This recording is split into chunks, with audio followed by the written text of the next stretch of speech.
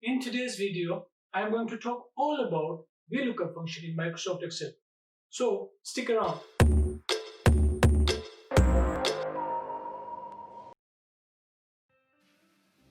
Okay, now we will try to understand the application of Vlookup function with an example. As you see in your computer screens, we have a random data which is arranged vertically in a table. So, in order to understand Vlookup function, we should know the basics of Vlookup function. Vlookup basically stands for vertical lookup. It is used to search certain value in a table arranged vertically. Arranged vertically means the table should be in column form. Vlookup can only search from left to right. We cannot search from right to left with Vlookup. Vlookup can only search from left to right. So there are four basic components of Vlookup, which we call arguments. Number one is value.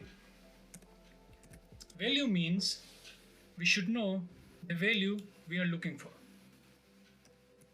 Number two is table array or range.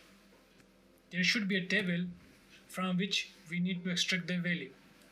Number three, column reference. We should identify the column from which we need to extract the value. Number four is lookup range. In this case, the range refers to the range of values. We have two options. We have an option for approximate match and exact match.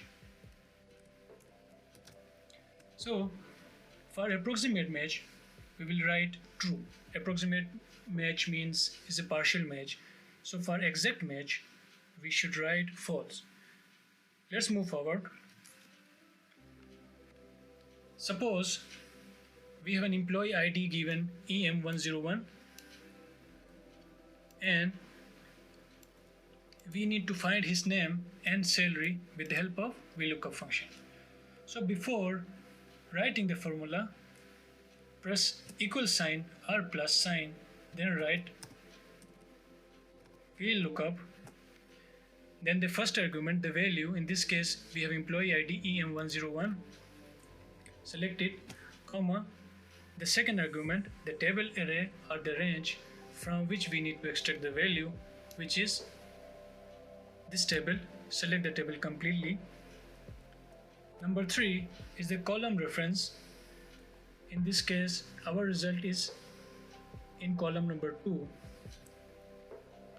As I told you, we will use false for exact match and true for approximate match. So in this case, we need the exact value, so we will write false. Press enter, and here is your result, John.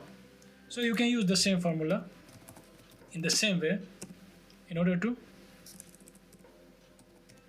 find the salary.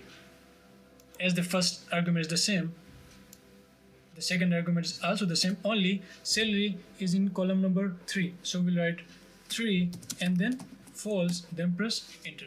Now here is the result. I have mentioned this column numbers in red just to explain you. You can count from the first column of the table manually, 1, 2, 3. So in this case, the salary was in column number 3 of the table. And that was it. If you enjoyed watching the video, please do let me know in the comment section below. Don't forget to subscribe and press the bell icon as well.